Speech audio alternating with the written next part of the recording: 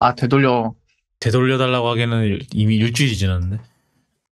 야. 아무튼 어떻게 해봐. 별거는 아니고 갤럭시에 GOS가 또 나왔나 봐요. 클리앙 보면 얘기가 잘 나오지 그거. 예, 근데 게임을 뭐 안 하니까 그렇게 크게 하는 게 없으니까 뭐 체감하는 게 없어서 일단은 보고 있습니다. 저 엑시노스가 문제인 모양이네요. 두 개 다 문제라던데요? 아, 그래요? 네, GOS를 꺼야지 또 잘 나온다고. 아니, 이번에 뭐, 그래서 요번에 열심히 뭐 했지 않았어요? 쿨링 성능 다 신경 썼다, 저쩌고 막 이런 얘기 했던 것 같은데. 네, 그랬다고 했는데, 일단, 지금 조금 인터넷에서 시끌시끌한 게, 울트라 같은 경우에는 GOS를 꺼야지 성능이랑 배터리 발열이 조절이 된대요. 잡힌대요. 배터리 용량 사용되는 게 되게 빨리 닳고 있는데, 그 GOS를 끄면은 그 전력 조절이 아주 잘 된대요. 또 뭐가 있지? 그 다음에 게임 꺼지는 거는 사실 GOS를 켜야지 되는 거겠죠. 뭐. 게임이 꺼져가지고 문제가 됐었는데 GOS를 끄면은 안 꺼진다 뭐 이런 얘기가 있네요. 그거는 조절을 하는 GOS 거니까 버그겠는데. 끄는 거 되고. 아니 GOS를 켜서 더 발열이 심하고 배터리가 관리가 안 되는 거면 그거는 그냥 버그 아니에요, 진짜? 그러니까요. 이 유튜브 영상 있다. GOS를 삼성은 그 버릇 못 버리네. 아니 뭐 이번에 베이포츠 뭐 크게 키웠다면서 버릇을 못 버려? 뭐 하여튼 네. 뭐 그거는 좀 지켜보다가 좀 지켜봐야 할 것 같긴 한데 얘기를 하시죠. 팔로업이 이게 다 EU DMA와 애플 관련 팔로업입니다. 첫 번째로는 저희가 지난 방송 때 예상했던 대로 에픽이 EU iOS 앱스토어 시장에 진출을 한다는 소식이 있었고요. 일단은 그 애플이 에픽의 개발자 계정을 다시 다시 복구를 시켜줬대요. 그래서 이거는 저희 무슨 사단의 시발점이었던 포트나이트 사태. 그때 애플이 했던 것 중 하나가 이제 개발자 계정을 다 날린 거였거든요. 왜냐하면 규정 위반을 했으니까. 그래서 이게 악법이든 뭐든 일단은 규정을 위반한 거라서. 그래서 그것 때문에 이제 뭐 법정 소송 갔던 거였고, 이제 에픽이 패소를 했던 가장 큰 이유가 이게 악법이든 아니든 일단은 그 애플이 정한 룰인데 그거를 니네들이 알고도 그거를 깼다. 그렇기 때문에 그거에 대해서 너네들이 뭐라 할 그건 없다라고 해서 이게 부당하다고 할 자격이 없다. 니네들이 알고 법을 깬 거 아니냐라고 해서 그 부분에서 패소를 했던 건데 뭐 하여튼 했고요. 그 다음에 뭐 앱스토어 진출을 한답니다. 지네들이 바라는 바를 뭐 소송으로 해결을 못했지만 EU가 대신 해결을 해줬지만 여전히 EU에서만 된다는 거. 아마 그때 이제 룰 중 하나가 자기들만의 앱을 서비스를 하려고 앱스토어를 만들면 안 된다라는 룰이 있어요. 그거 이제 그 서드파티 앱스토어 만드는 거, 앱 마켓플레이스지. 앱스토어는 그거니까. 서드파티 앱 마켓플레이스를 이제 만들려면은 자기네들 자사 앱들뿐만 아니라 다른 앱들도 서비스를 해야 된다라는 조건이 있기 때문에 아마 열심히 또 게임 개발사들이랑 퍼블리셔 찾아가서 로비를 때리겠죠. 우리 거기서 해보지 않겠니 이러면서 할 텐데 뭐 잘 될지 모르겠네요. 네. 그 다음도 DMA 관련 소식인데 땅콩이님? 뭐 별건 없고요. 이건 진짜 별거 아니고 누구나 예상했던 소식인데 애플의 iMessage는 그 EU의 디지털 마켓법 액트에서 게이트키퍼로 해당하지 않는다고 판정이 났습니다. 그래서 각종 규제 대상이 아니고요. 그 이유는 쓰는 사람이 없어서입니다. 그러니까 유럽에서는 쓰는 사람이 없어서. 네, 그렇지. 유럽에서는. 미국은 EU가 미국 사정까지 봐주진 않으니까요. 뭐 대신에 실제로 정말 유럽에서 정말 엄청난 점유율을 자랑하는 왓츠앱은 실제로 게이트키퍼로 지정이 됐죠. 그래서 DMA에 그거를 따라야 되는 그렇게 된 걸로 알고 있고, 사실은 이거랑 관련해서 또 며칠 전에 또 재밌는 얘기가 있었어요.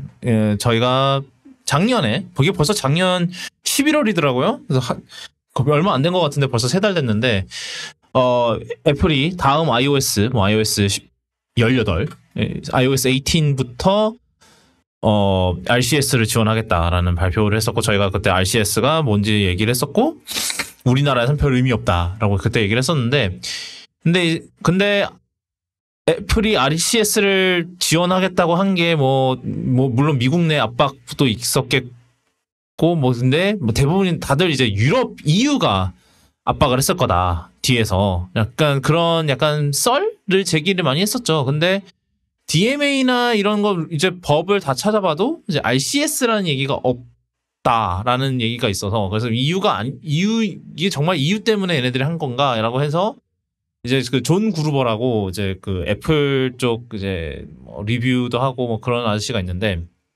이 아저씨가 조사를 했나 봐요.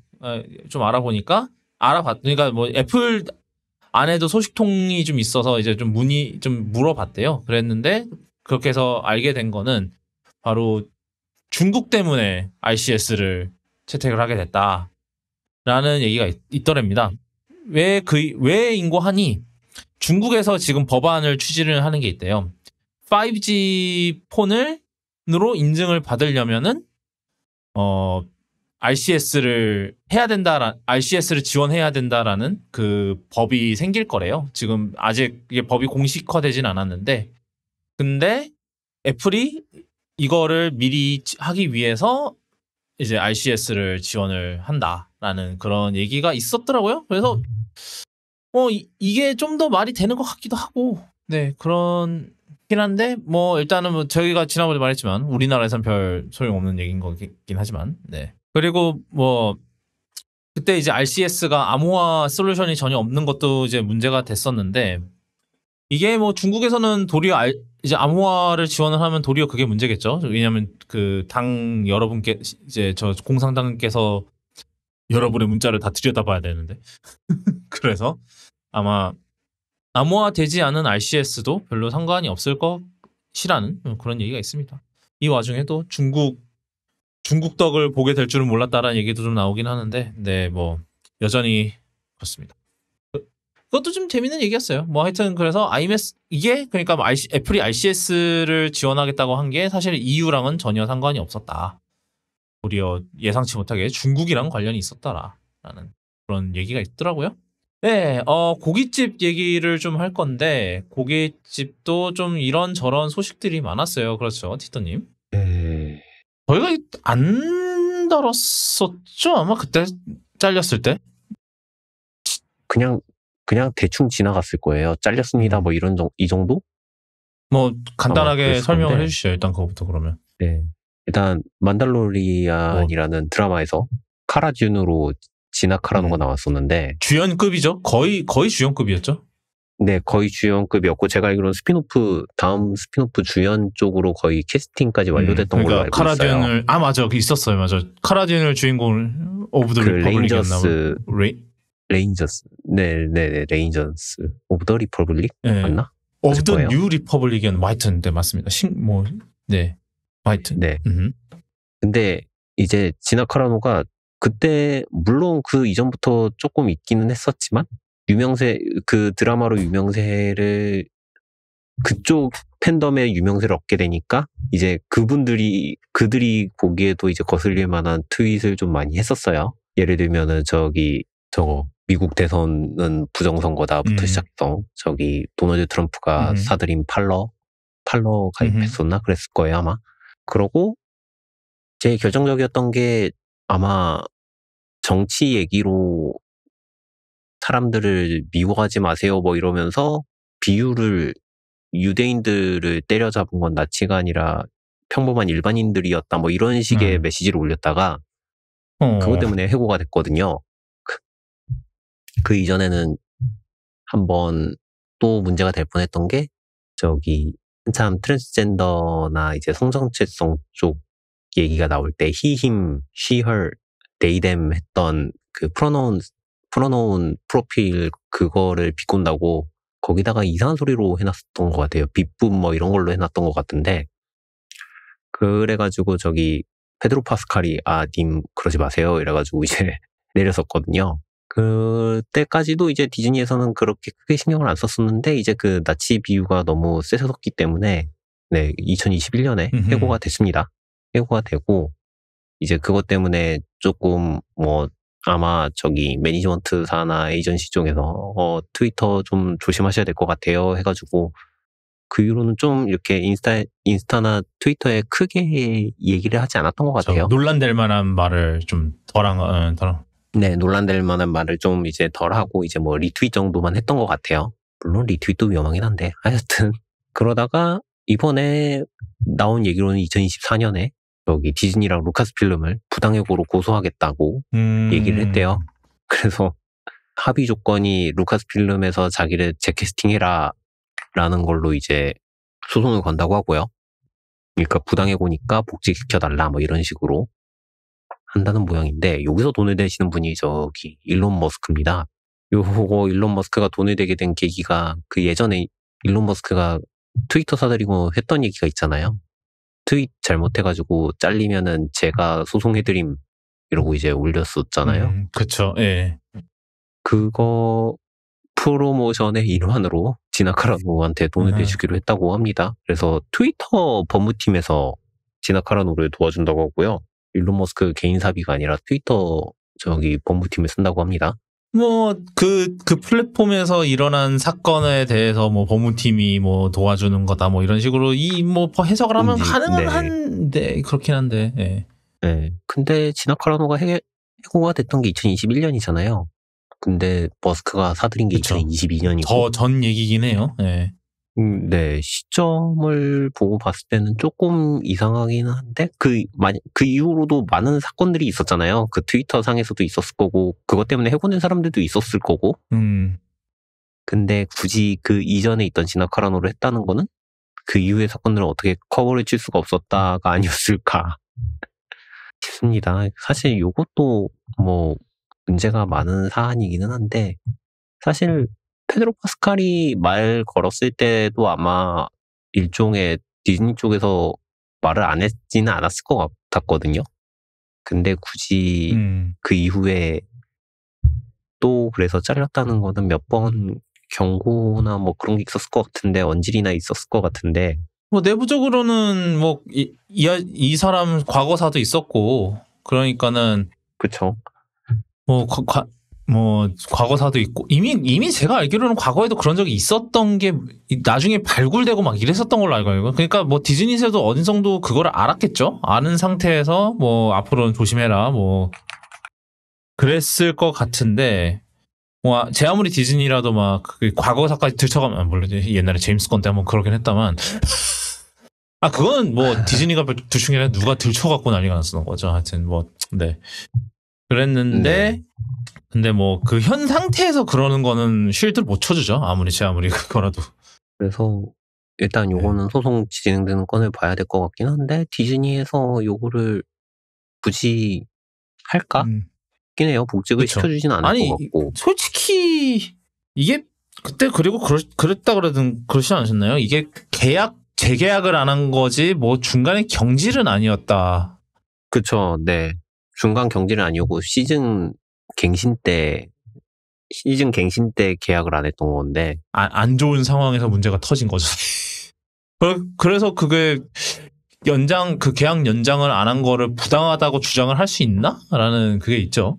그쵸. 재계약 시즌에 문제를 일으켜서 계약을 안 하기로 결정이 된 건데 이걸 중간에 파기했으면은 뭐 위약금이 있을 거고 오히려 그거 가지고도 더 말할 거리가 많았을 텐데 그게 없는 상태니까 아마 디즈니에서는 그걸로 아마 충분히 몰고 갈 수 있을 것 같아요. 우리가 계약 해지를 한 게 아니라 재계약 시즌에 재계약을 안 하기로 한 것 뿐이다. 그랬으면 될 건데.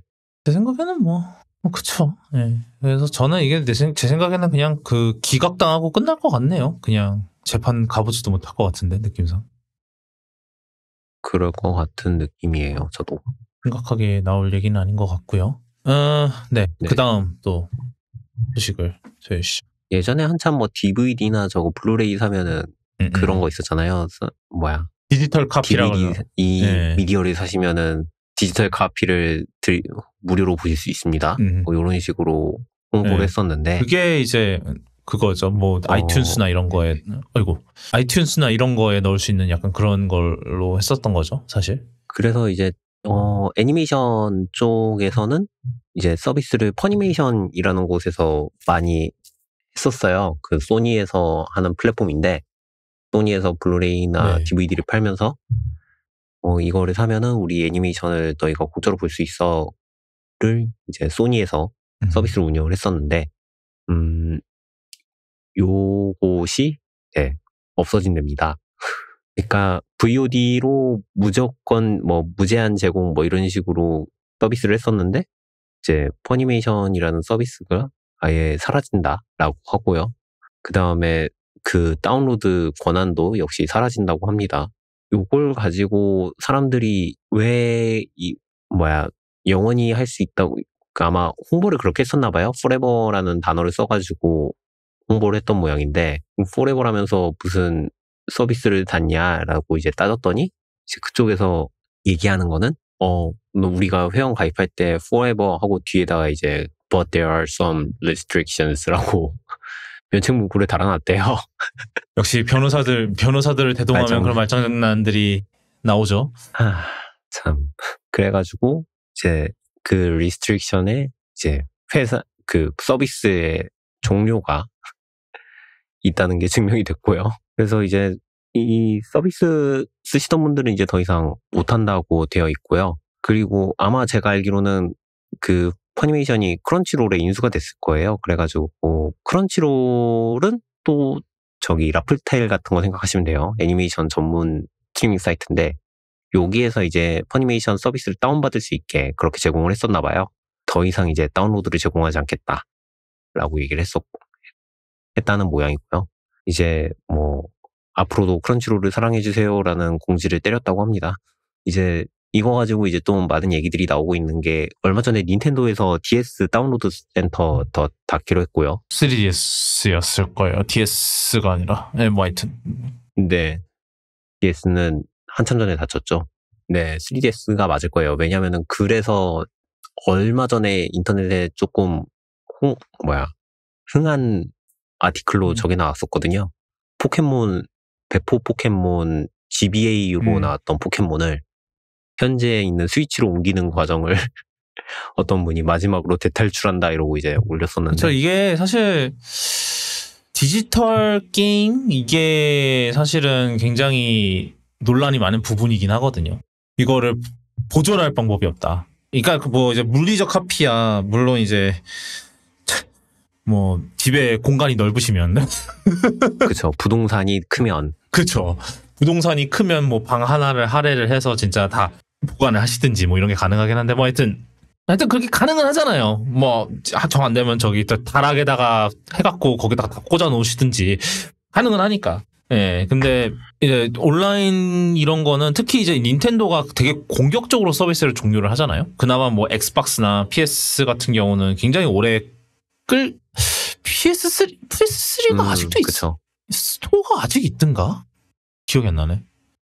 닫았나? 스토어는 닫지는 판매 다운로드 아직 살아있죠. 네, 뭐 하여튼 그런데 이제 닌텐도는 되게 공격적으로 닫는단 말이에요. 걔네도 본래.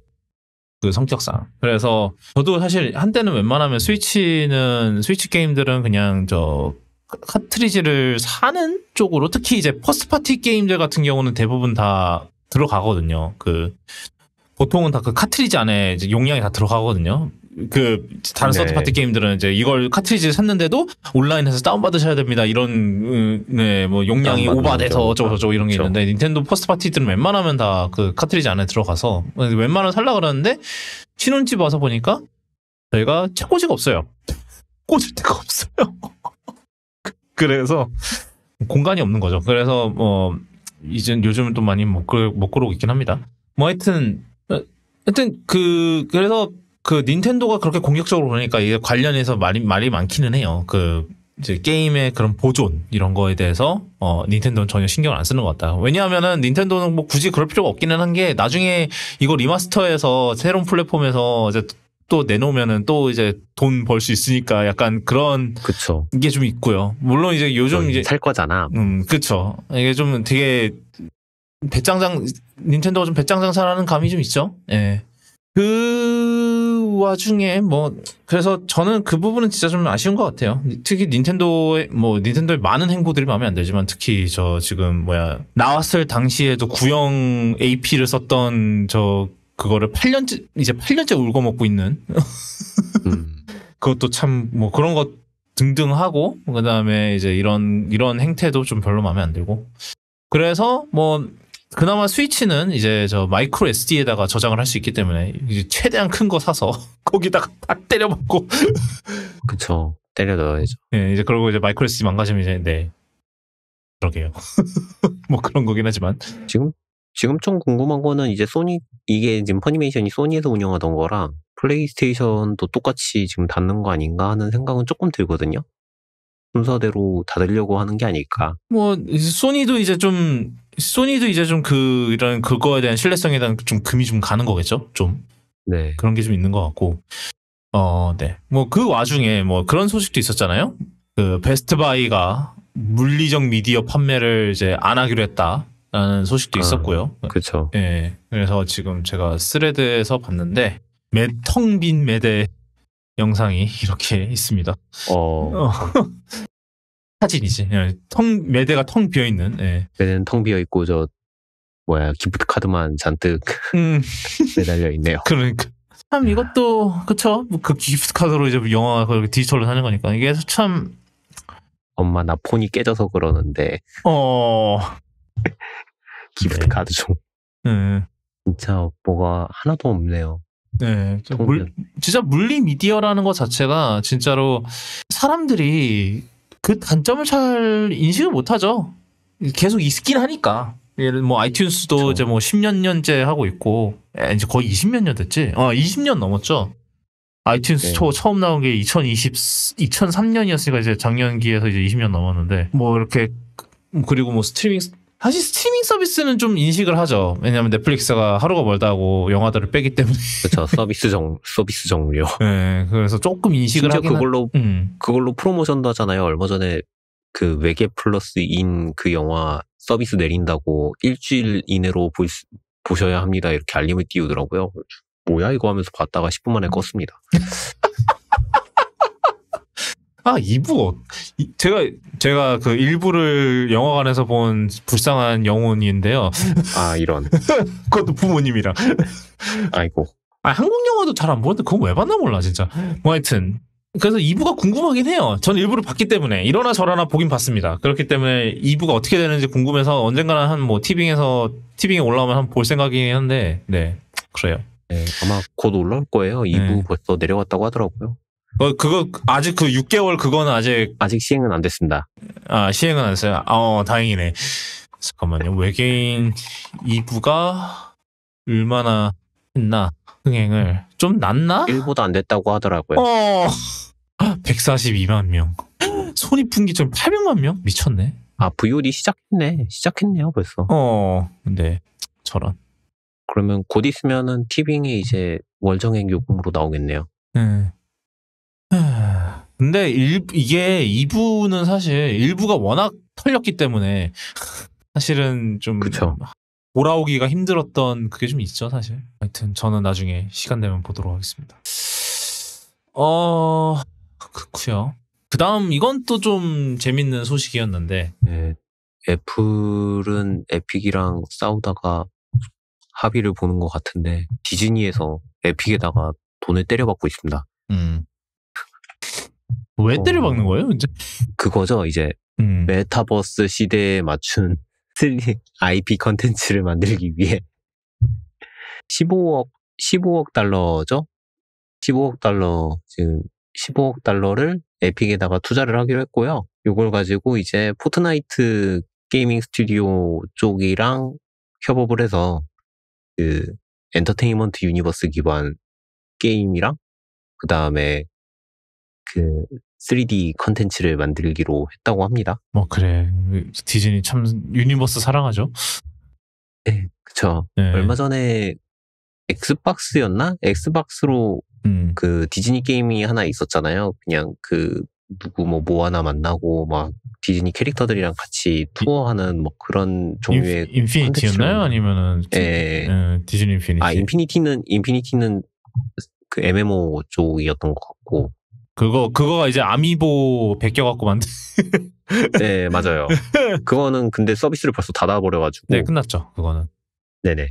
어트랙션이었나? 디즈니 어트랙션. 와, 그런 게 있었어요? 디지털인가? 잠시만요. 뭐 하여튼 그 투어처럼 돼 있는 게 있었거든요. 뭐 어린이들 게임이겠네요, 딱 느낌이. 네, 그냥 어린이들 대상으로 저기 디즈니랜드 투어할 수 있게 그런 식의 컨텐츠였는데, 네. 아마 그거를 조금 더 강화하지 않을까 싶은 생각이 들어요. 디즈니는 여러모로 조금 돈을 많이 써야 하는 상황이어서 일단은 에픽 쪽이랑 저기 얘기를 해서 이미 지금 포트나이트에는 콜라보를 많이 했었잖아요. 그래서 이제 그쪽으로는 아마 SS나 뭐 이런 게 있을 테니까 그쪽으로 이제 포트나이트에서 어떻게 녹여서 새 게임을 만들지 않을까 싶기도 하고요.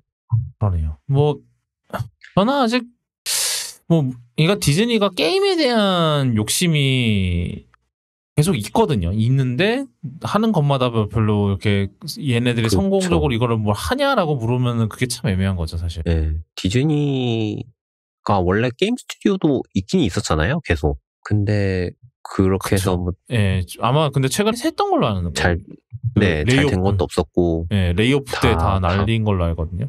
그나마 저 뭐 마블 게임들이나 이제 뭐 저 스타워즈는 좀 루카스아츠 날리고 나서 참 많이 헤매다가 결국 어떻게든 지금은 좀 정착을 했나? 정착을? 하지 않았을까요? 뭐 일단 저 배틀프론트는 참 힘들었는데 그나마 이제 제다이 시리즈 오면서 저 제다이 서바이버 첫 번째가 뭐지? 폴른 오더랑 그다음에 그 서바이버 오면서 좀 이제 좀 안정을 좀 찾아가는 모양새인 것 같고 그다음에 이번에 뭐 유비소프트랑 만들고 있는 그것도 있고 뭐 마블 쪽은 뭐 스파이더맨 이번에 꽤 잘 됐다고 하더라고요. 뭐 하여튼 근데 디즈니 이제 메인 그 프랜차이즈로 만들 그게 좀 애매한 거겠죠, 사실. 그쵸. 뭐 에픽 미키나 뭐 이런 것도 그것도 화제성으로만 잠깐이었지 반짝이었지 그렇게 크게 뭘 보지도 못했고 그 다음에 그 이후로도 다른 게임들을 그렇게 썩 내서 잘 된 것 같지가 않더라고요. 그래서 아마 아예 그냥 투자하는 쪽으로 바꿔버린 것 같은 느낌이 크고요. 아니면은 오히려 포트나이트 쪽 말고 언리얼 쪽이랑 뭐 해가지고 더 하려는 거일지도 모른다는 생각이 조금 들거든요. 아마 어차피 포트나이트 팀이 거의 다 언리얼 쪽이랑 붙어 있으니까. 그렇죠, 당연히 뭐 에픽이니까. 네. 그래서 근데 참 이게 좀 웃긴 게 애플이랑 디즈니는 꽤 친하잖아요. 뭐 옛날 뭐 잡스 그쵸. 시절 그것도 있었고 그런데 이렇게 되면 뭐가 어떻게 되는 건지 알 수가 없죠. 오히려 디즈니에서 화해를 시켰을지도 모른다는 생각이 살짝 들긴 했었는데 뭐 그렇게까지는 안 했을 것 같고. 화해는 안 했죠. 그냥 법원이 그냥 니네 그냥 여기서 적당히 해라로 그냥 끝낸 거지 사실. 그쵸. 화해는 안 했죠. 뭐. 그리고 얼마 전에 에픽에서 그런 걸 발표했었거든요. 그 포트나이트로 그 컨텐츠를 만들 수 있는 서비스를 개발을 해가지고 영화 오프닝처럼 뭐 이런 것들 만드는 것도 공개를 했었거든요. 아마 그쪽으로도 해서 뭐 3D 뭐 픽사랑 뭐 하지 않을까 하는 생각도 조금 들었는데 그거는 뭐 둘이 알아서 할 문제고 일단은 디즈니가 어떻게든 자기네들의 그 컨텐츠를 어디에다가도 남기려고 한다는 느낌이 조금 센 게 아마 증기선 윌리도 이번에 퍼블릭 도메인 돌아갔잖아요. 이제 하나하나씩 풀리기 시작할 테니까 네. 이제 다양한 방명 쪽에다가 그 저작권 트랩을 하나씩 심는 게 아닌가 하는 생각도 조금 들고 일단은 조금 더 보고 에픽이 이 돈을 어디다 쓸지도 상당히 궁금하긴 한데 봐야죠. 그 다음은 이제 저 게임 소식이 하나 있었는데요. 엑스박스 엑스박스가 이제 경쟁 콘솔에도 게임을 내놓는다. 뭐 이게 사실은 아름 내놓긴 했었어요. 뭐 대표적으로 마인크래프트가 사실은 마이크로소프트 게임이거든요. 보장을 샀으니까. 네. 근데 그 외에도 뭐 얘네 오리인가? 그것도 아마 네, 그쵸. 예, 엑박 독점이었는데 근데 이제 좀 더 시스템적으로 이제 좀 다른 타 플랫폼의 게임을 내놓는 거를 좀 더 본격적으로 하겠다라는 그런 얘기가 있었습니다. 그래서 지금 일단은 게임 4개를 이 다른 플랫폼에 출시를 한다고 했는데 아직은 이 4개가 뭔지는 밝히지는 않았지만 이미 뭐 보니까 이미 어떤 게임이다라고 이제 루머가 퍼지다 다 퍼진 모양이더라고요. 그리고 뭐 또 다른 그걸로는 그러니까 엑박 독점 이제 그런 트리플 A 게임들 같은 경우는 일단은 아직 이식을 할 생각이 없다. 예를 들면은 뭐 헤일로라든지 아니면은 뭐 스타필드 작년에 나왔던 그리고 올해 발표한 이제 그 인디아나 존스 게임이 있거든요. 그것도 일단은 엑스박스 독점으로 둔다고 하고요. 그리고 이제 뭐 이렇게 되면은 뭐 이런 우려도 있었어요. 뭐 이렇게 막 타 그거에다가 이제 그거를 한다고 하면은 이제 타 플랫폼에다가 게임을 내놓는다고 하면은 그럼 하드웨어를 지지치는 거 아니냐라고 했는데 뭐 일단은 엑스박스 공식 입장은 하드웨어는 계속 할 생각이다. 뭐 일단은 저희가 지난번 FTC 유출된 걸로 이미 뭐 얼추 그게 있었죠. 그 뭐 올해에 시리즈 X 이제 리프레시가 나올 거고 그 다음에 28년인가의 차세대 기가 또 나올 거다. 뭐 이런 얘기가 있기 때문에 뭐 그거는 이제 아마 지켜보면 될 것 같고요. 이게 좀 그 옛날에 세가가 이제 드림캐스트에서 이제 콘솔 사업을 철수했던 그때를 떠올리면서 불안해하는 분들이 좀 있는 것 같아요. 그래서 뭐 그거랑 차이점이 뭘까라고 해서 좀 검색을 이제 좀 그때 좀 알아봤는데 일단 첫 번째로요. 세가 같은 경우는 가장 큰 차이점이 이거예요. 그 세가 같은 경우는 아마 드림캐스트를 그때 포기를 안 했으면은 아마 회사 전체가 날아갔을 위기가 있었을 거예요. 위태. 그 진짜 거의 직전에 이제 콘솔 사업을 포기하겠다고 했었던 걸로 알거든요. 그래서 그 덕에 지금도 세가는 잘 살아남았죠. 아직까지도. 좀 약간 물론 과거의 영광에 머물고 있는 것 같은 기분이 드는 거는 저만 그런 건지는 모르겠는데 뭐 약간 그런 느낌이 들긴 합니다만. 하지만 사실 마이크로소프트 같은 경우는 사실 지금 아직도 시총 1위 기업이거든요. 제가 좀 전에 방송 직전에 체크를 해봤는데 사실 시총 1위 기업인 입장에서는 사실 뭐 굳이 할 필요 없는 전략이긴 해요.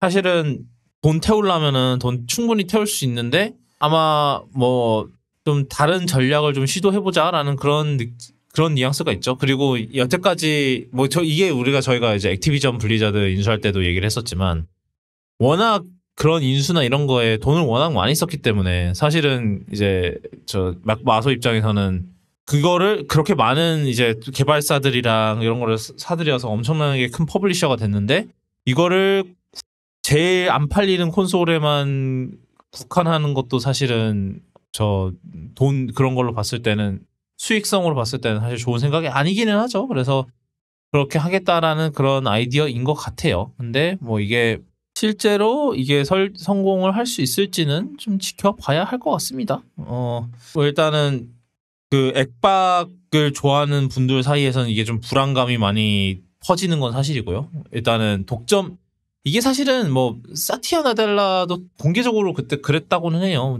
자기는 이제 콘솔 독점작 이런 거를 되게 싫어한다고. 근데 뭐 어쩌겠습니까?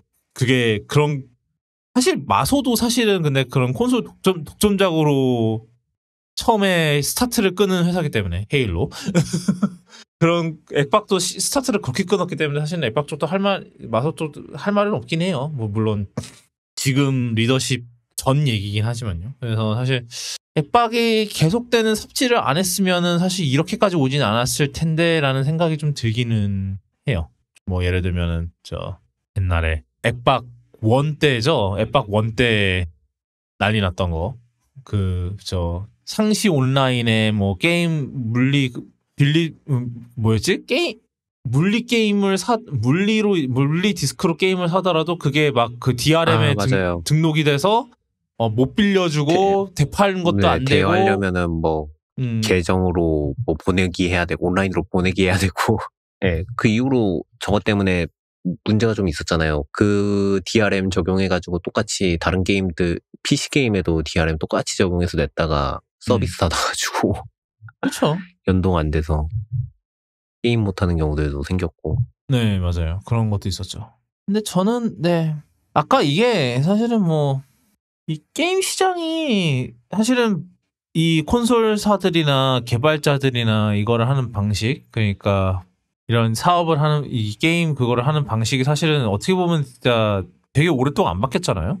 되게 다른 데는 이제 막 그렇게 뭐 영화관만 봐도 이렇게 DVD 하다가 블루레이 하다가 이제는 다 스트리밍으로 넘어가고 막 이런 게 있었는데 좀 게임 시장은 좀 그런 게 좀 덜했던 것 같은데 물론 이제 또 마소가 이제 그 뭐 게임 패스 이런 거 하면서 조금씩 이게 좀 더 바뀌려나 싶기는 한데 사실 아까도 얘기했지만 사실 저 게임 패스 같은 경우도 그런 문제가 있죠. 그 게임을 소장하는 게 아니다 뭐 이런 그쵸. 것들 예, 그런 것도 있고 서비스 이용 그런 상황이고요. 뭐 하여튼 이거는 뭐 실제로 어떻게 될지는 좀 더 지켜봐야 될 것 같은 그런 게 좀 있습니다. 예. 그리고 그 와중에 이제 게임 쪽 몇 가지 소식이 또 있었죠. 뭐 일단 첫 번째로 소니가 이번에 뭐 그거 하면서 얘기를 했나 봐요. 저 실적 발표하면서 올해는 트리플 A PS5 독점 게임이 없다. 라고 얘기를 해서 근데 제가 알기로는 올해 이제 PS5 리프레시가 나오거든요. 걔네들도 뭐 PS5 프로 이런 식으로 나온다는데 보통 그렇게 새로운 시스템이 나오면 거기에 딱 게임이 하나 붙어줘야지 이게 딱 맞는데. 그쵸. 런치 타이틀이 있어야 되는데 런치 타이틀이 없을 거라는 약간 그런 뉘앙스라서 좀 그게 좀 우려스럽기는 하죠. 그리고 닌텐도 같은 경우도 좀 비보가 있었는데 스위치 후속작 이름이 어떻게 될지 모릅니다. 사실 어떻게 생겼는지도 모르죠. 사실 지금의 이 컨셉을 유지할지조차도 모르고 아무것도 모르는 사실 뭐 8인치 화면 들어간다는 것 빼고는 아무것도 알려진 게 없는 스위치 후속작 새로운 이제 닌텐도 콘솔의 원래는 뭐 올해 가을 뭐 올해 이제 저 연말 시즌에 맞춰서 나올 예정이었으나 뭐 이번에 최근에 닌텐도가 저 게임 이제 개발사들한테 브리핑을 했답니다. 내년으로 밀렸다고. 내년 초로. 그렇게 되면은 8년 만에 나오는 거죠. 스위치가 2017년 3월에 나왔거든요. 뭐 우리나라는 12월에 출시했지만 그랬기 때문에 8년 만에 바뀌는 거예요. 이게 사실은 물론 이제 게임 콘솔 이 세대가 사실은 뭐 주기가 좀 긴 편이긴 해요. 뭐 6, 7년 정도 되는데 그 스위치는 그 와중에도 더 긴 게 된 거죠. 올해도 징글징글하게 시간 끄네라는 그런 생각이 좀 들긴 합니다. 이게 언제적 칩이야 이게. 뭐 하여튼 AI 소식이 좀 몇 개 있는데요. 사실은 AI 소식 요번에 굉장히 큰 소식 두 가지는 좀 이따가 이제 티더님이 전해주실 거고 저는 하나 이거는 사실 팔로업이라면 팔로업일 수 있는 그런 게 있습니다. 바로 아이폰 16 관련 루머가 있는데 이제 여기 사실 이건 아이폰 16뿐만이 아니라 이제 M4 그러니까 A18 칩과 M4 칩에 들어가는 뉴럴 엔진이 훨씬 더 커질 거다라는 루머가 있는데 이게 정확하게 얼마나 커진다라는 얘기는 없고 이제 커질 거다.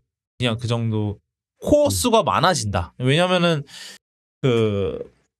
사실은 뉴럴 엔진이 계속 성능이 개선이 되긴 했었지만 지난 4세대 그러니까 12, 13, 14, 15가 모두 뉴럴 엔진이 16개짜리 코어를 계속 유지를 했거든요. 근데 요번에 코어 개수를 늘린다라는 얘기가 있습니다. 그 이유는 즉슨 요번에 iOS 18에 이제 AI 기능이 엄청 들어가는데 이제 애플답게 이 AI 기능을 모두 기기 내에서 처리를 해야 되기 때문에 뉴럴 엔진의 중요성이 더욱더 강조가 될 예정이다라는 그런 소식이라고 보시면 됩니다.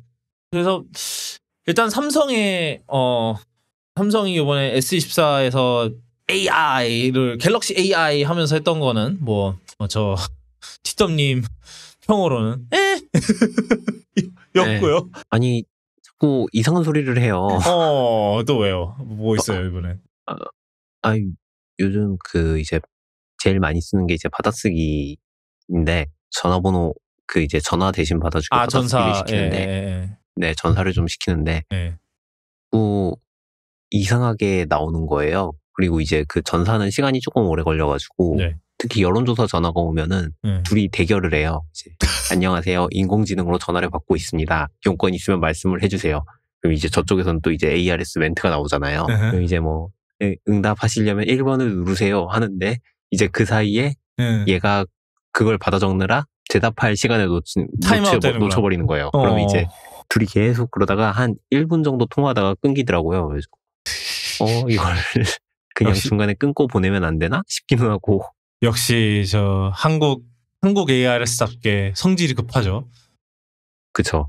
좀 중간에 끊어가지고 좀 말 좀 천천히 받든가. 뭐 그런 것도 있고요.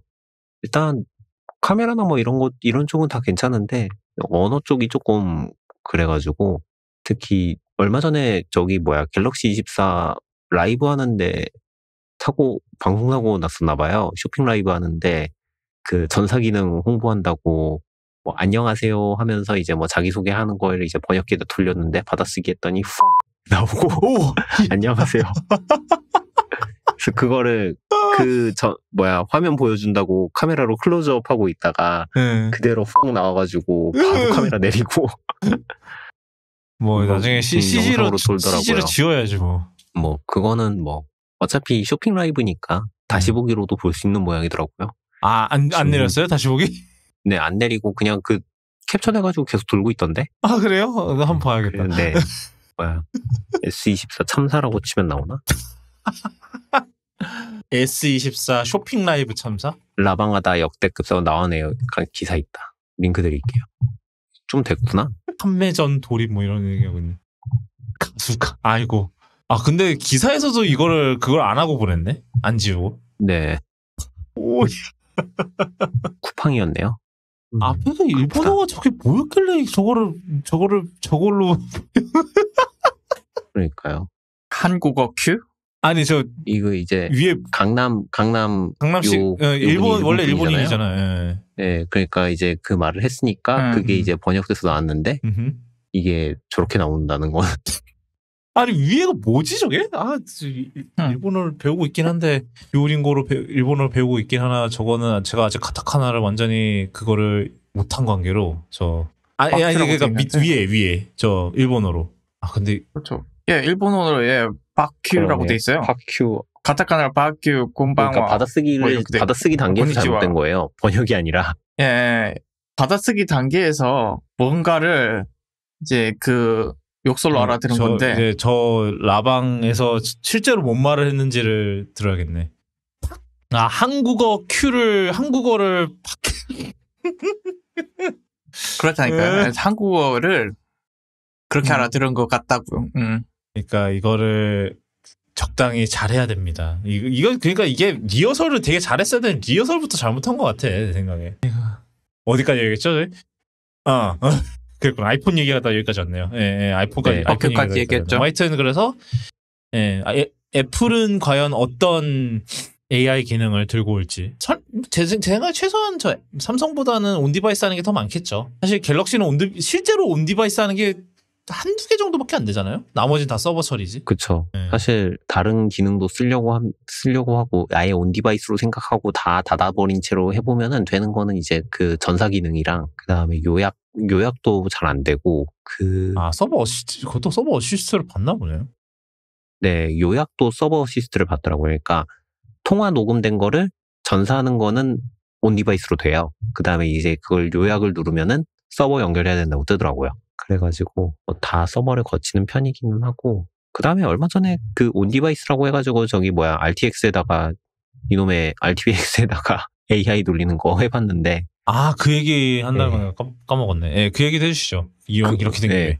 이제 저희 엔비디아에서 그 0.2 버전인가 지금 베타인데 오픈 베타로 이제 챗 위스 RTX라고 이제 그거를 공개를 했어요. 그래서 이제 뭐 아직 한국어는 제대로 튜닝을 안 했는지 이제 한국어 홈페이지에서는 그냥 예약 접수만 받고 있고 이제 미국 서버로 받을 수 있어서 받아서 해봤거든요. 안에 지금 미스트랄 모델이 들어가 있더라고요. 그 다음에 라마도 들어가 있다고 하는데 라마는 비디오 램이 커야지 설치가 되는 것 같아요. 그래갖고 이제 용량이 작으면은 미스트랄만 깔리고요.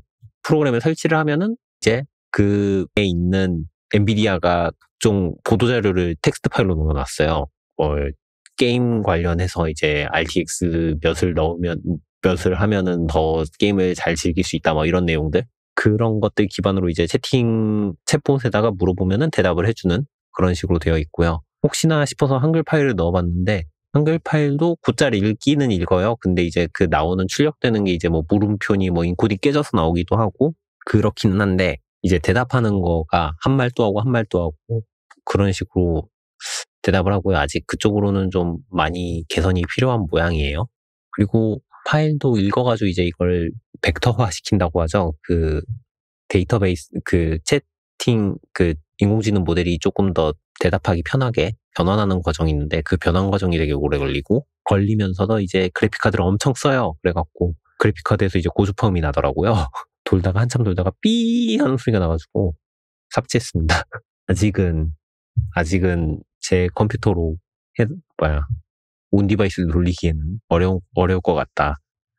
이제 또 AI 관련 또 이번 주 또 되게 큰 게 좀 몇 개 있었죠. 네, 한날 동시에 나와가지고 아예 죽여버렸는데, 구글에서 먼저 제미나이를 발표를 했어요. 제미나이, 그러니까 1.5를 발표를 했죠. 그러니까 제미나이라는 모델을 발표를 하면서 원래는 이제 바드에 제미나이 모델이 돌아간다 뭐 이런 식으로 발표를 했다가, 이제 아예 저희 이제 바드 이름을 바꾸려고요 이러면서 이제 제미나이라고 불러주세요라고 하면서 쓰던 사람들한테 다 메일링을 했나 봐요.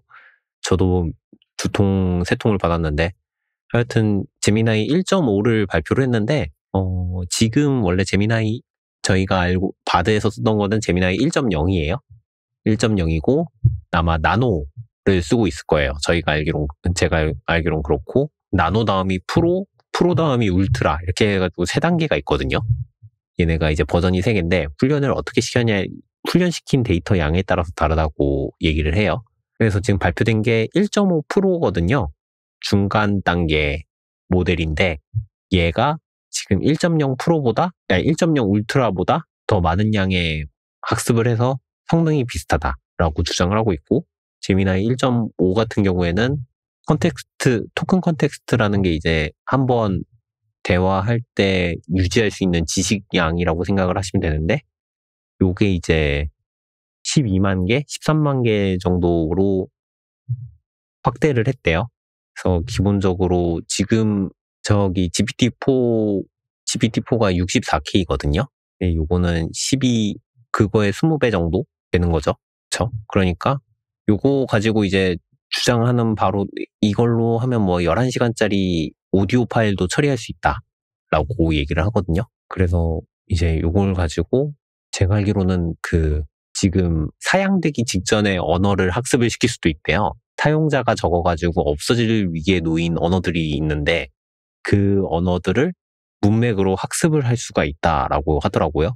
그래서 그걸로 언어 복구에 사용을 할 수 있을 것이다 라고 주장을 하고 있다고 하네요. 원래 이게 구글 트랜슬레이트 팀에서 하던 일이기는 했는데, 그거를 아예 같이 합쳐서 진행을 하는 것 같아요. 작년인가 재작년에 한번 발표를 했었는데, 구글 트랜슬레이트 하는 모델에다가 그 언어랑 원어민이랑 그 문서들 몇 개 집어넣어가지고 언어 복구 프로젝트라고 해야 되나? 그런 걸 시작했다고 듣긴 들었었거든요. 근데 이거를 지금 조금 더 본격적으로 제미나이를 써서 복구를 하겠다라는 식으로 얘기를 했다 하더라고요.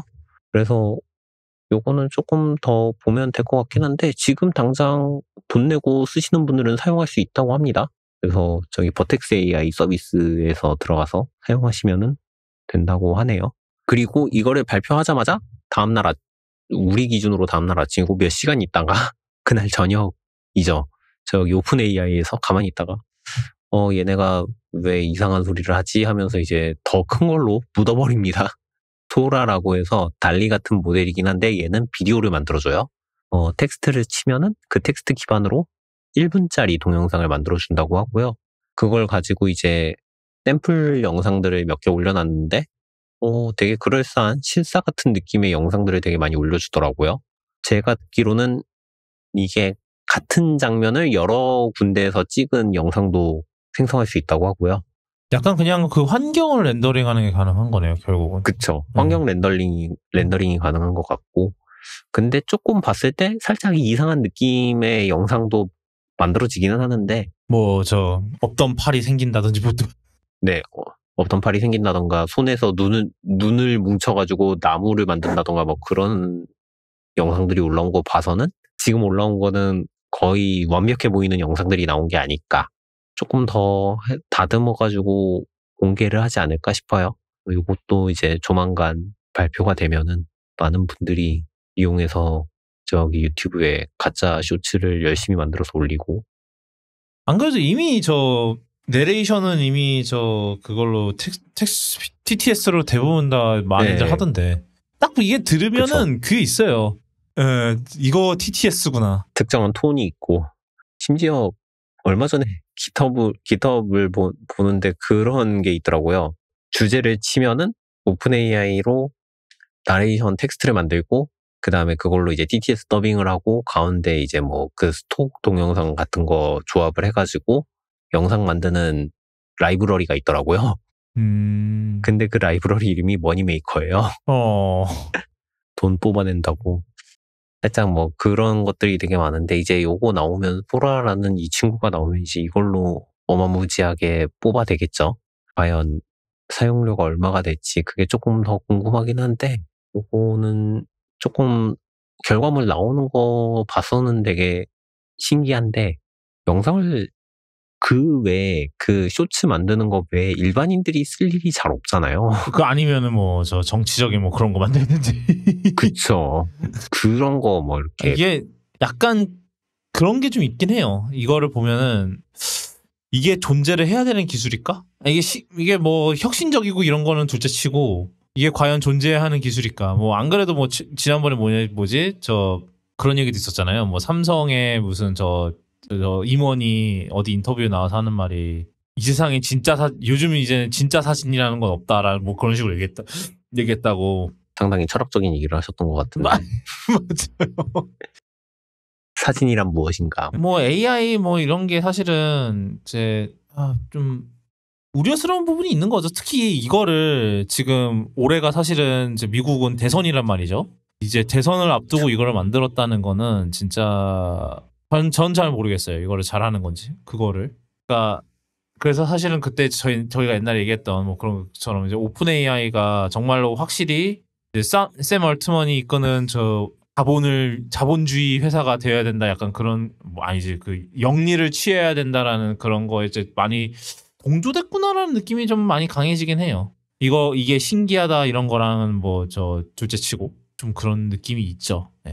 사실은 좀 웬만하면 올해 이런 거가 나오려면 좀 타이밍적으로 대선이 끝나고 나왔으면 하는 바람이 있습니다만, 이것 때문에 이제 엄청난 또 가짜 그런 게 많이 나오겠죠. 뭐 걔네들도 뭐 나름 안전장치 이런 거 하겠죠. 뭐 예를 들어서 유명인은 렌더링이 안 되도록 막는다던가, 이제 트럼프나 이제 바이든 같은 그런 유명인들, 이제 그런 후보들이나 아니면은 뭐 유명인들은 필터를 건다든가. 예, 그런 게 가능은 하겠죠. 근데 사람들이 그런 거 사실 그렇게 하면은 어떻게 하냐면 영상을 만들어요, 소라로. 그다음에 뭘 하느냐? 딥페이크로 이제. 기술은 이미 충분히 있기 때문에. 그쵸. 이미 있죠. 충분히 있죠. 요번에 뭐 저 살인 자이응 난감. 그쵸. 그것도 손석구 아역을 뭐 그거 딥페이크 한 거라면서요. 그 손석구의 어린 시절 사진을. 그쵸. 그 학습을 시켜서 어린 학생, 어린 배우, 그 나이대 배우한테 아역 배우 얼굴 위에다가 입힌 거라고. 네. 이런 일이 더 많아지겠죠. 예. 사실 따지고 보면은 그거를 이제 뭐 마블 영화 나올 때 왜 한참 뭐 디에이징이라고 했었잖아요. 근데 그건 이제 동일인이 한 얼굴에다가 이걸 씌웠으니까 상관이 없는데, 아역 배우한테 씌운 거는 조금 많이 나간 거 아닌가 싶다는 생각은 좀 들더라고요. 옛날에 아역은 한 적이 없나? 할리우드 쪽에서는? 아역보다는 오히려 저거는 있었어요. 그 배우 얼굴을 가려줄 목적으로 딥페이크를 한 사례는 조금 봤는데. 그게 가려주는 목적이래? 그러니까 이렇게 다루는 내용이 너무 자극적이어가지고 동일인이 아니다라는 느낌을 주기 위해. 그런 것들은 조금 사례를 본 것 같은데 뭐가 있을까요? 저 아역을 옛날에 그건 있었죠. 저 뭐야 캡틴 아메리카 같은 경우는 저 크리스 에반스 얼굴을 씌웠잖아요. 뭐 그땐 디페이크는 아니었죠. 그건 진짜 그냥 생 CG란 거긴 한데. 그렇죠. 네. 그렇죠. 근데 뭐 어린애를 이제 아역을 그렇게 한 적은 없는 것 같기는 하네요. 네.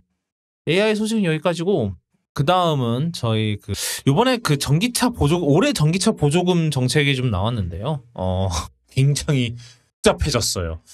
그래서 저희 전기차 저희 특파원 와이튼인 저 땅콩행이 좀 소식을 전해주실 겁니다.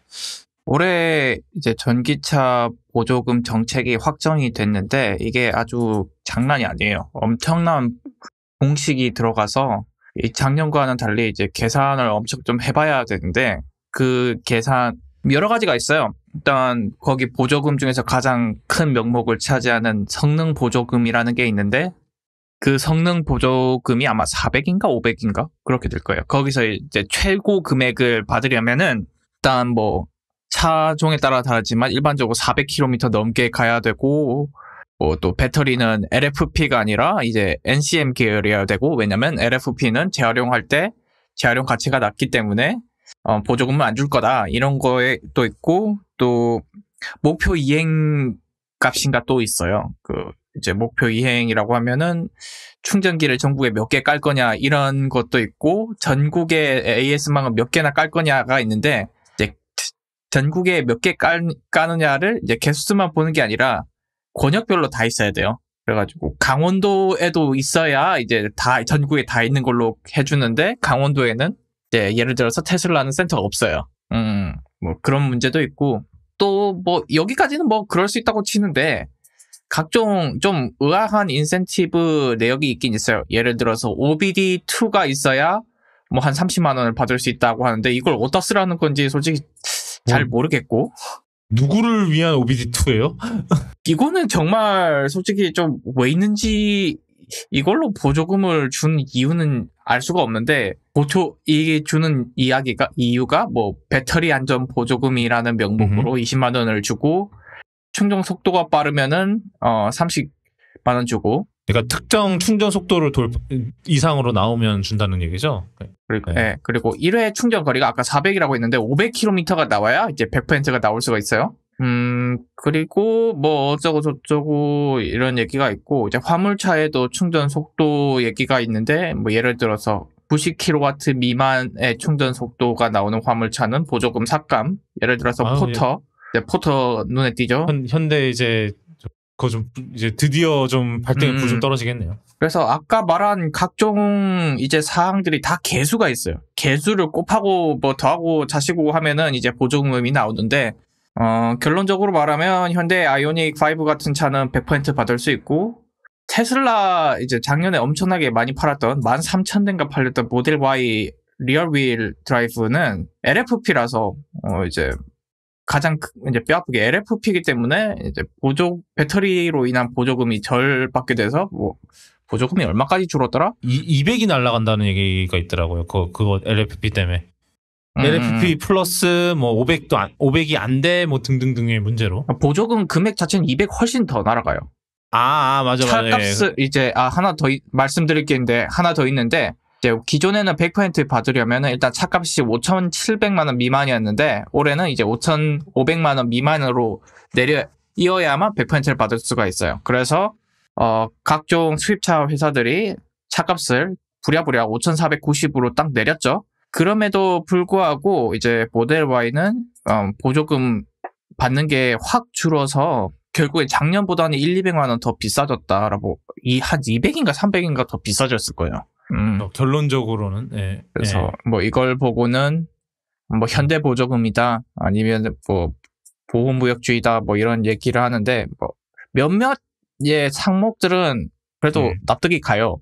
예를 들어서 전국만 깔아야 된다 뭐 이런 건 뭐 그럴 수 있어요. 근데 500은 지금 현실적으로 500km 넘는 차가 얼마 안 되지 않아요 지금? 500은 얼마 없기도 하고 그리고 전기차를 사는 모든 사람들이 500km가 필요하지 않아. 아니 그러니까 일단은 그것도 그건데 500을 넘기려면 일단 가격이 비쌀 수밖에 없잖아요. 배터리 그만큼 큰 배터리가 들어간다는 소리고 그다음에서 그 와중에 또 인산철은 또 안 된다며. 예, 그러니까 이게 또 여기서 제일 웃긴 게 차상위 이하 계층이 이제 전기차를 사면은 20% 보조금을 추가로 준대. 근데 어차피 그거 500km 이런 거 깨작깨작 다 까먹어서 결국은 그래요. 주는 게 의미가 없는. 예. 그게 문제가 아니야. 이분들은 20% 원래 최대 금액에서 20%를 더 받아서 뭐 최대 780만 원, 국가 보조금 780에 뭐 서울시 보조금 하면 1000만 원 뭐 이렇게 될 수도 있겠죠.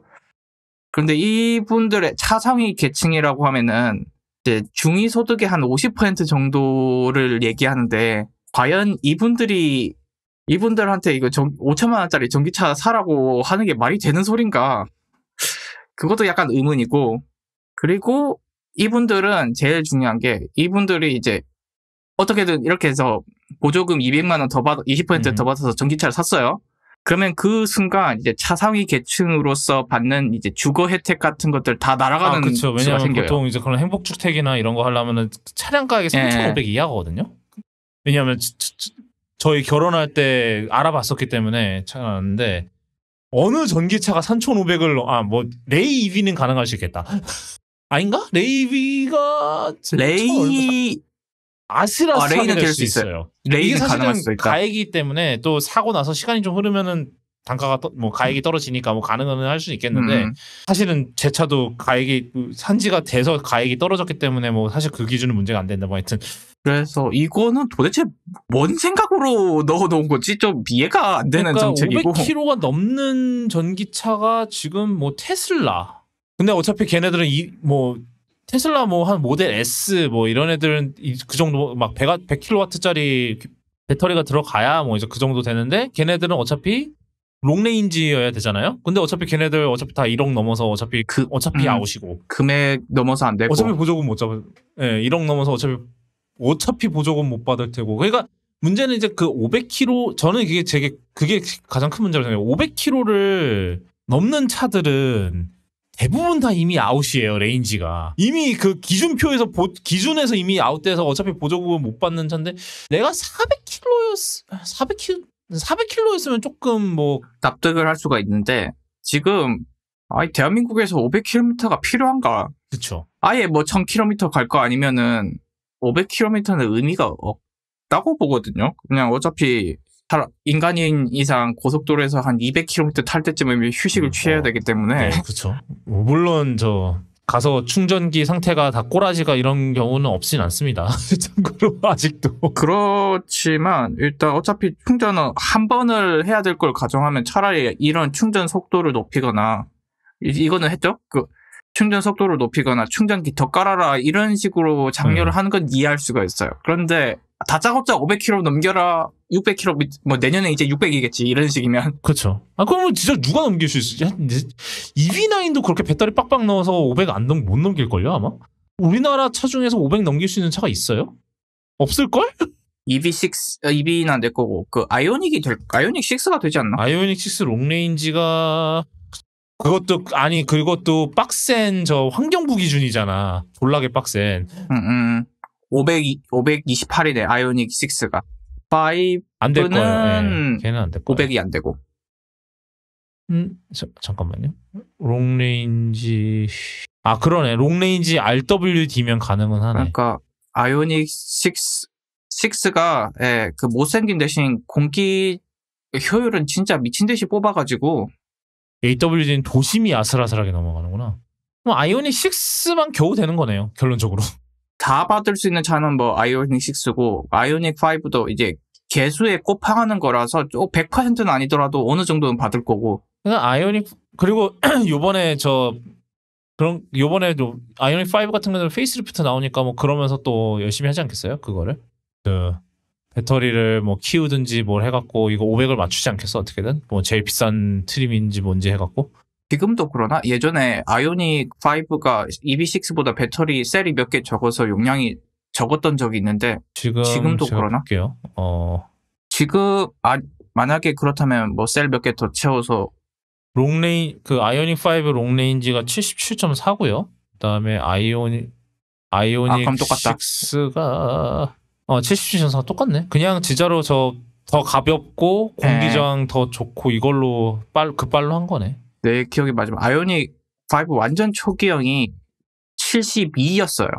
뭐 그거는 아니고 이제 이 정책대로라면 가면 갈수록 뭐 무거운 이제 전기차들이 이제 장려되는 그런 양상이 나올 것 같고, 그리고 500km까지 필요 없는 사람들도 결국 이렇게 비싼 500km 넘는 전기차들을 사게 되지 않을까, 약간 조금 그래요. 그러니까 이게 이 정책 전체가 좀 모순의 퍼레이드.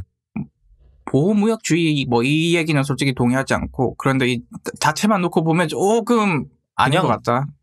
이제 보면은 약간 이게 현기차 몰아주기라기보단 아무한테도 안 주려는 것 같아. 주고 싶은 사람이 없는 거 아무한테도 안 주려고 그러는 것 같은 약간 그런 느낌이 좀 있어요. 연말에 또 보조금 남는다고 난리를 칠 수도 있어요. 지네들이 안 주니까 기준을 이딴 식으로 만들어내니까. 작년에 남아가지고 뭐 어쩌고저쩌고 했단 말이죠. 작년에 남아가지고 전기차 안 팔리니까 정부랑 현대랑 부랴부랴 해서 할인 한 해 만에 페스타 한번 했나? 할인 행사 한번 빡세게 했나? 맞아. 아이오닉 6 할인 행사 되게 빡세게 했었구나 그때. EV9이 뭐 일반인이 사면은 직원 할인보다 더 싸게 사는 것도 있었고. 그건 EV9이 워낙 EV9이 망작이기 때문에 그렇고요. 그것도 맞는 말이긴 한데 전기차가 전체적으로 안 팔렸어요. 네. 제가 한번 타봤는데요. EV9은 승차감이 스타리아보다 못합니다. 그냥 그렇게만 알아주세요. 스타리아가 차라리 나았어. 뭐 하여튼 네. 카니발이 우주 명차라는 걸 진짜 제가 지난 한 달 그 소카 그거 일하면서 네 카니발이 진짜 기아의 명작이구나 라는 뭐 하여튼 네 그건 여기서 할 얘기는 아니고 약간 진짜로 안 주려는 약간 이렇게 생각해보면 저도 사실은 좀 처음에 얘기 대충 듣고 나서는 이제 이거는 뭐 현대만 해주려는 약간 그런 건가 약간 그런 생각이 좀 들었는데 더 자세히 들여다보면은 그냥 생각이 없는 것 같아요. 줄 생각이 없는 것 같아. 그 다음은 또 다른 차 관련 소식인데요. 어떤 건가요, 이건? 최근에 파리에서 SUV를 퇴출하는 법안, 시민 투표가 있었다 이런 얘기가 있었어요. 그래서 무거운 SUV들은 주차료가 파리 내에서 3배를 부과당한다 이런 그런 규정인데 사실 엄밀히 말하면 SUV만 해당하는 건 아니고. 1.6톤 이상인 차들, 1.6톤 이상인 휘발유 차들 혹은 2톤이 넘어가는 전기차면은 주차료가 확 올라가고요. 그래서 18유로, 시간당 18유로 이런 식으로 부과가 될 거고요. 파리 중심에서는 18유로, 그 외곽에서는 12유로 이런 식으로 아주 징벌적인 주차료가 부과가 될 거기 때문에 이제 무거운 차들은 오지 말라라는 겁니다. 이유는 당연하죠. 그거면 무거운 차가 이제 배기가스도 더 많이 나오고 이산화탄소도 더 배출 많이 시키고 휘발유 차 같으면은 이제 브레이크 분진도 많이 발생시킬 거고 타이어도 이제 많이 만보가 되면서 미세먼지가 많이 나올 거고 도로도 많이 파손시킬 거니까 그걸 노린 법안이고 전기차도 이제 이산화탄소는 배출을 덜 시킬전정 이제 너무 무거우면 안 되니까 2톤으로 정해놨네요. 그런데 지금 2톤이 안 되는 전기차가 많지 않아요. 사실은 1.6톤이 안 되는 또 생각보다 많지. 요새 이제 차들이 하도 돼지가 돼가지고 무거워지고 있긴 하죠. 좀 세단이면 가볍겠지라고 할 수가 없는 게 세단도 1.6톤 그냥 넘어가기 때문에 이거 웬만하면 다 걸려요. 참고로 제 차 공차 중량이 1635라서 넘어갑니다. 아시라시하게 넘어가는. 그러니까 이거 요새 이제 가벼운 이제 소형차 아반떼급 아니면에서 조금 더 올라가면 이거 다 걸릴 거예요. 그리고 이거에 예외 조항이 있더라고요. 파리 시민은 면제. 일단 시민은 살아야지 어쩌겠어. 뭐 하여튼. 서울에도 하면 좀 큰 차 안 살라나? 서울에서 아니요. 일단 불법 주차부터 해결을 해야. 그 이전 해결할 게 한두 개입니까 어디? 난 그거를 하면요. 그거를 제안한 의원이 잘릴 거고요. 다음 그거에 안 될 거고요. 다음 대선 때 안 될 거고요. 뭐 근데 차가 무거워지는 건 맞아서. 근데 이게 배터리 때문에 또 이게 또 문제가 되긴 할 거란 말이죠. 전자장비도 전자장비고 일단 배터리가 무거우니까. 배터리도 무겁고 그리고 휘발유 차들은 이제 효율을 추구하면서 하이브리드 파워트레인 들어가면서 오히려 더 무거워진 경향도 요번에 있고. 저 C클래스 요번에 그 C63인가 AMG 그게 8기통을 포기하고 4기통 플러스 플러그인 하이브리드 이걸 했는데 공차 중량이 2.2톤을 넘는다 그래요. 미친 거지. 이게 하이브리드들이 연비는 좋아지는데 무거워집니다. 이거는 뭐 어쩔 수가 없어요. 그러니까 배터리가 문제예요. 배터리가 사실 모든 그거가 배터리가 그건데 딱히 지금 현재로서는 이걸 해결할 방법이 딱히 없죠. 마지막 소식으로 저희 위워크 소식. 저희가 지난번에 위워크가 저 파산 보호 신청을 냈다는 저희가 소식을 전해드렸는데 지금 위워크의 창업주였던 아담 뉴먼이 다시 이거를 지분을 자기가 사들이려고 한다라는 그런 얘기가 있습니다. 이제 아담 뉴먼 같은 경우는 이제 저희가 사실 이 위워크가 이 꼬라지가 된 단초를 제공한 사람이거든요, 사실은. 그래서 예, 역사를 얘기하면은 이게 언제였지? 벌써 몇 년 전인지도 기억이 안 나네. 2019년이었나? 19년이었네. 19년이요. 예, 19년에 위워크가 기업 공개를 추진하는 그 상황에서 상장을 하려던 상황에서 이제 회계가 완전히 개판이었던 것이 드러나면서 이제 모든 게 난리가 났고 결론적으로 아담 뉴먼은 물러났는데요. 이제 물러나려면 뭘 해야 되죠? 자기 지분을 팔아야 되잖아요. 그거에서 소프트뱅크가 그 지분을 죄다 사들이면서 이 사람은 알부자가 돼서 나갔어요. 근데 거의 17억 달러인가 얼마였나? 맞네. 17억 달러를 벌어들였거든요. 그 주식을 팔아서. 아닌가? 7억 달러가 아니었나? 잠시만요.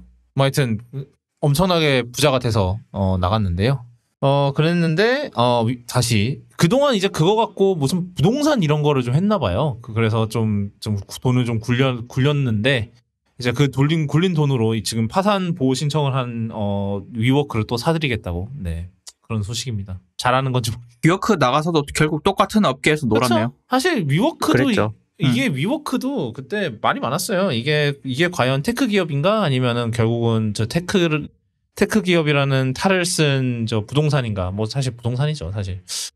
부동산이지 뭐 조금 뭐 힙한 부동산 사업이긴 뭐 그런 거긴 하지만 결국 임대업이잖아요. 그 사무실 임대업이니까. 사실은 네, 그렇죠.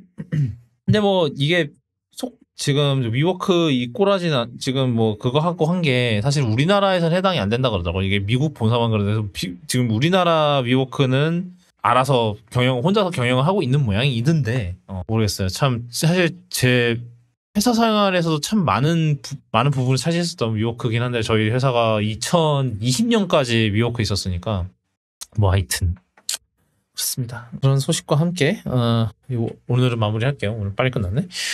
쿠노캐스트는 아시다시피 애플 팟캐스트, 팟빵, 네이버 오디오 클립, 유튜브 그리고 스포티파이에서 들으실 수 있습니다. 이번에 저희가 스포티파이에 드디어 입점을 했어요.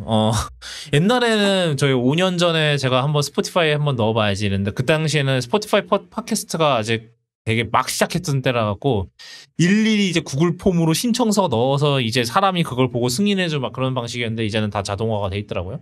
그래서 이번에 스포티파이에서 들을 수 있을 거예요. 아마 이번에 에피소드 노트 넣을 때 스포티파이 링크 넣어놓을 테니까 혹시 혹여나 우리나라는 사실 스포티파이가 그렇게 크진 않기 때문에 그래서 스포티파이로 들으시는 분이 있으시다면 뭐 스포티파이로 들으실 수 있도록 저희가 링크를 넣어놓고요.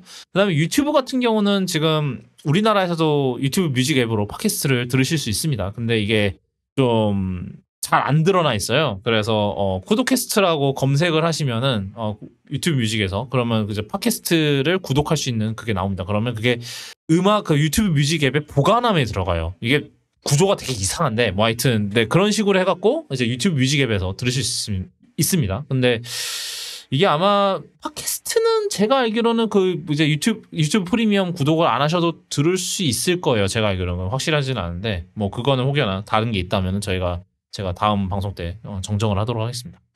아니다. 지금 알아보자. 그 팟캐스트 프리미엄. A few moments later. 네. 유튜브 프리미엄 필요 없답니다. 뭐 하여튼 네, 그렇습니다. 그러니까 예, 그냥 유튜브 뮤직 앱으로 들으실 수도 있어요. 원하시면. 네, 이렇게 뭐 듣는 방법이 많아지는 건 좋은 거죠. 네. 하여튼 그렇고요. 오늘 다뤘던 내용 kudoku.me/cast/205에 들어오시면 오늘 다뤘던 내용 딱 정리해 놓으니까 궁금하신 거 있으시면 들어오셔서 한번 보시면 좋을 것 같아요. 오늘은 여기까지고요. 저희는 다음 시간에 돌아오도록 하겠습니다. 그러면 그때 뵐게요.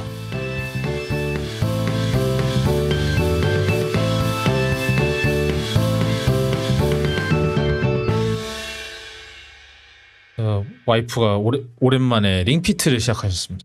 응? 추억의. 있었는데, 그러니까 내가 본가에 썼던 게 있었는데, 지난번에 가져오려고 보니까 없어졌어, 본가에서. 그래서 어쩔 수 없다 이러고, 이걸 중고로 사야 되나 막 이러고, 그때 작년에 후쿠오카 갔을 때도 거기 이제 중고 링피트 컨트롤러 이게 닌텐도가 링피트 컨트롤러는 또 따로 안 팔아요. 무조건 게임이랑 합본팩이야. 되게 웃긴데, 뭐 하여튼. 그렇지. 장사해야지. 하여튼 그래서 그러다가 몇 주 전에 갑자기 집에서 본가에서 전화가 왔습니다. 찾았다고. 그래서 지난번에 갔을 때 가져왔거든요. 그래서 오늘 처음으로 하셨어요. 나도 좀 할까봐. 요즘 백수인데 백수 기간에 그런 거라도 해야지. 그리고 저는 한양도성 한 바퀴 도는 걸 하고 있거든요. 지난번에 저 남산 구간을 돌았는데 하필이면은 이제 제가 그때 이제 미니 요번에 시승을 했었잖아요. 설 연휴 때. 그래서 미니 그걸 반납을 한 데가 이제 서울역 근처인데 거기서 한양도성길 그거 순성길을 도는 게 위로는 인왕산을 도는 거고 제일 어려운 코스예요. 인왕산이랑 북악산이 제일 어려운 코스고 아래로는 남산입니다. 둘 다 산을 올라야 되는데 그래서 어쩔 수 없이 그나마 좀 쉬운 남산 쪽을 선택했습니다. 그래서 죽는 줄 알았고요. 그날 2만 걸음 걸었더라고. 그러니까 이게 사실은 저희가 다음 달에 제주도를 가는데 아버지랑 이제 와이프랑 셋이서 한라산 등반을 도전을 하기 때문에 저도 이제 좀 체력을 좀 관리를 최소한 기어서 천지를 천지가 아니지. 거기 백록담이죠. 백록담인가? 백록담이죠. 기어서 백록담을. 천지에 백록담 있죠? 아니구나. 천지는 딴 데다. 백두산이고요, 천지는. 백록담에 이제 기어서 올라가는 건 안 될 것 같아서 좀 체력을 좀 어떻게 좀 관리를 좀 해야 될 것 같아서 좀 해보고 있는데. 그래서 제주도를 생각해보니까 제가 거의 20몇 년 만에 가는 거더라고요. 제가 진짜 초등학교 때 이후로 제주도를 못 가봤거든요. 한 번도. 근데 저 갤럭시 그건 어떻게 됐어요? 티떡님. 원래 여자친구분께 드리려다가 여자친구분이 거절을 하시고 어쩌고저쩌고 하셨는데. 그냥 제가 투폰 쓰는 걸로. 그렇게 됐군요. 그렇게 됐습니다. 그것도 방법이다. 지금 그래서 아이폰에